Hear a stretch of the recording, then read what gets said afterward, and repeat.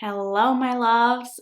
Welcome to my channel. If you're new here, my name is Lorena. I'm a self-concept and manifestation coach, guide, mentor, and it's my mission to remind you that you are not at the mercy of your circumstances. You can be whoever you want to be. You can create whatever you want to create. If you've been here before, welcome back. Thank you so much for continuing to support me. You are why I'm here.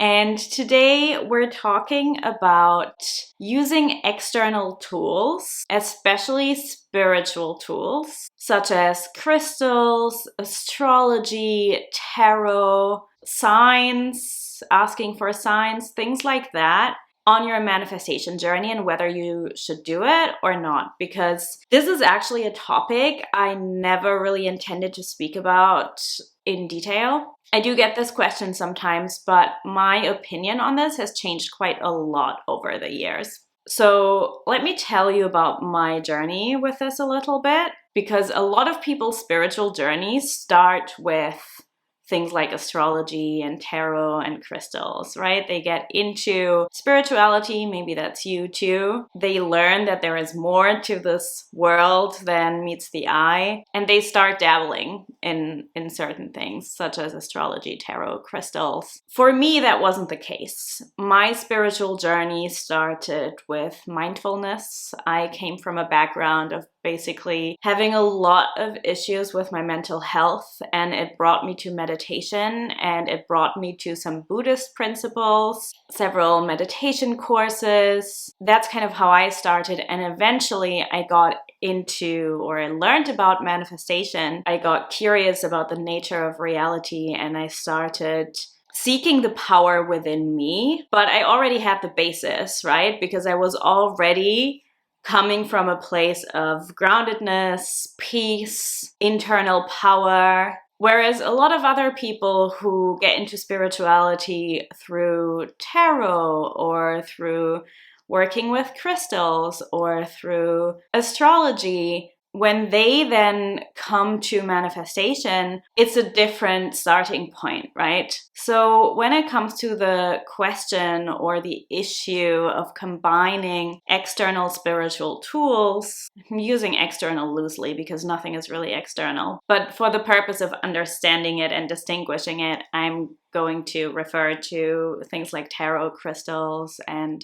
astrology. Also things like maybe spirit guides, that's what a lot of people work with as well, as more external tools, because it's not about you as such, but I'm going to get into that a bit more. So when it comes to bringing these external tools together with manifestation, I used to say don't do it. I used to say do not use tarot, do not use astrology, do not use crystals, because you're externalizing your power. Right? Because a lot of people begin their manifestation journey, and manifestation is it's not really about manifestation, it's all about remembering who you are, remembering that you are more than this body, and that you actually do have power over your reality and over your state of being. And it's also about being able to shift your identity at will. And it's also about playing with reality and recognizing that the reality that you see outside of you is a manifestation, a physical manifestation of what you're projecting from within. And because a lot of people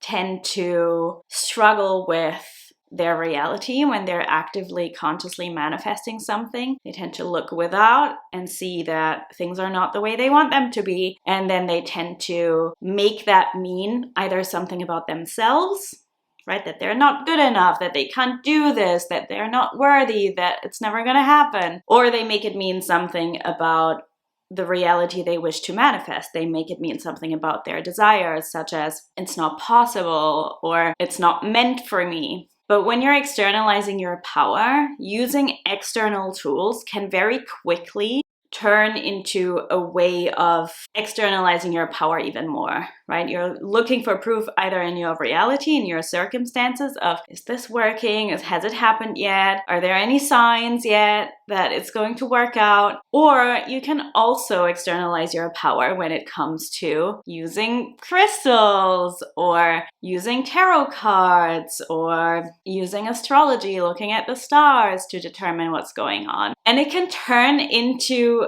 a game of putting the blame at external things. Well, of course it's not working out because the tarot cards say this and that. Or I watched this reading on YouTube. Or of course it's not working out because Mercury is in retrograde. My favorite. Or the opposite, right? You can start watching tarot readings on YouTube and you can watch these readings and it can tell you everything's going to be great and he's gonna come back. Because if you look at the tarot readings on YouTube, a lot of them are about relationships and specifically about exes or specific people, which I'm all for manifesting specific people, manifesting a specific person if that's what you want. But I do believe that these readings can keep people stuck in a cycle of watching these readings, feeling good for a moment. I actually have a client who did this for a very long time, and she would feel good for a moment. And then, of course, she would be waiting on that to unfold and it wouldn't happen, because the moment you have this expectation, the moment you have this resistance towards what is, you're actually delaying your manifestation anyway. And then the cycle would repeat, right? She would fall, she would collapse into herself again, and then she would look for validation through these tarot readings on YouTube. So if you are using astrology, tarot, crystals, asking for signs as a way to get validation or as a way to look for proof that what you're doing, that your manifestation is working out, you have it backwards, because you're putting your power outside of yourself. You're then not actually consciously manifesting. That is the exact same as looking at your reality, seeing that it's not here yet, and making it mean it will never be. However, I will say that does not mean that you cannot use these tools, because there are empowering ways to use these tools. And that's where my opinion changed quite a lot, because probably even a year ago, I would have told you never ever use these tools. I would have told you doing a tarot reading for yourself or even getting a tarot reading for somebody else is the worst mistake you can make. Looking at astrology is the worst mistake that you can make, because you're putting your power outside of yourself. But now I'm more of the viewpoint where I say, if it's fun for you, do it. If it makes you feel empowered, not just good, if it just makes you feel good momentarily because the tarot cards is telling you what you want to hear, but then the next day you do the same reading again and it's telling you something else and you just repeat a cycle, that's not empowering. If you are blaming the stars for what's happening, that's not empowering. If you are using crystals and you're saying, even if that's subconsciously, if I don't have that crystal, I'm not protected, or I don't have the visualization power, or whatever it is, that's not empowering. But if it's something that you're enjoying a lot, if it's something that is giving you motivation, that is filling you with inspiration, that is making you feel at peace, that is connecting you to your inner power and your subconscious, I say go for it. These days, I personally also use tarot cards, but I don't use them to predict the future. I don't use them to look at anybody outside of me, and I also don't use them to check my state of being. That's what people do a lot as well. They do a tarot reading or look at the stars to check, am I in the right state? Because then they already have the awareness that everything is a reflection. Everything is a reflection of my state. So they look at the external to check their state. And that's just as wrong as looking at the reality that you're seeing and using that as a way to check your state of being. Because I wouldn't do that either. Because when you do that, what happens is what you're seeing is the past reflected back to you. So there's no point in continuously looking at what you're seeing and making that mean that that's your state, because that's just going to keep you stuck. And that's the same with the tools you're using. The way I use tarot cards is to get some guidance for journaling, right? I will look at a card I pull, and depending on what comes up for me, I will journal on this. Or I will use it to practice intuition rather than looking up the meaning or making it mean something about what I'm doing or making it mean something about me. I will look at the card and I will see what comes up, and I will practice connecting to the power within me rather than always thinking from the mind and the ego. I also, you can see I'm wearing crystals. Been wearing crystals for a long time actually, but I used to use them more because they're pretty, They're pretty gemstones. Gorgeous. Now I actually do work with them a little bit, but probably not like you think. Some people think that crystals have healing powers. I don't know. To be honest, I don't personally think that, maybe. I think it's placebo, which works just as well. We do manifest with our beliefs. So if you believe that a crystal will work for you, then it will.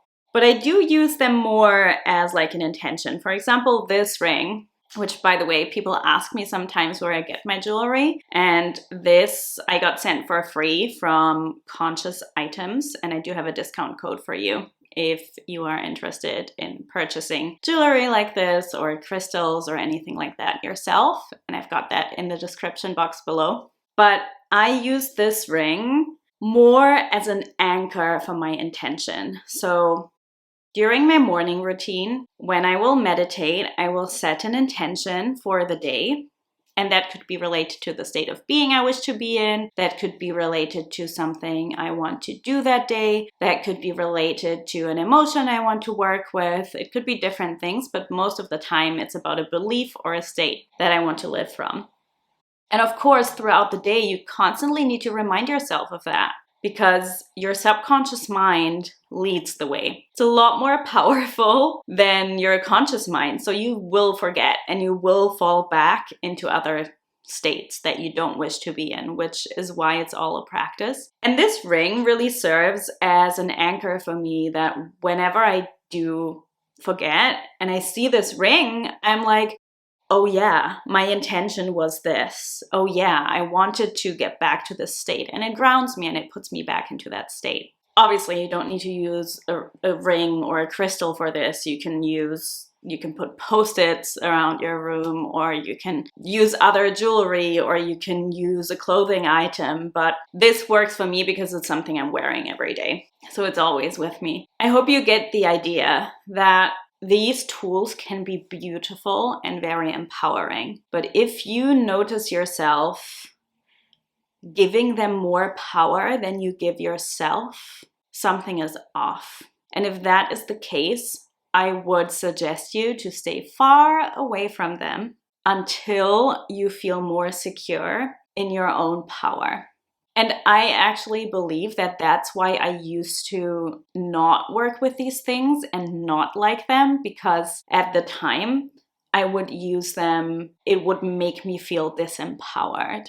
Whereas now I'm so secure in my manifestations. I'm so secure in who I am as a person. I'm so secure in my self-concept. Even when I'm wanting to manifest something that feels very unlikely and that is very far away in terms of the physical circumstances from me, I still have enough faith and trust and belief that it doesn't bother me at all when the cards or the stars say something that isn't aligned with what I desire. And I can actually use these tools now as something that empowers me and that gives me strength, rather than as something that disempowers me. So that is essentially the question you want to ask yourself when you use this. Does this empower me? Not does this validate me? Different question. Does this empower me? Or does this disempower me? Does this have an effect on my state of being? Do I make this mean something about where I'm at? Do I make this mean something about myself? Do I make this mean something about my future?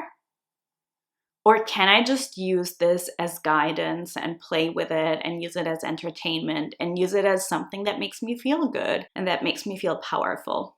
So I hope this helped you. And do let me know in the comments if you're using any external tools, and if so, what your view on it is or what your experience with it is. Maybe you're one of the people who have had issues with watching tarot readings on YouTube and going back and forth in your state because of them. If you would like to work with me more closely, I have a signature coaching program called Recreate Yourself, for which you can find the link in the description box below. And if you want to connect with me, do follow me on Instagram, send me a DM. I always love hearing from you. And I wish you a beautiful, beautiful day, and I'll see you soon.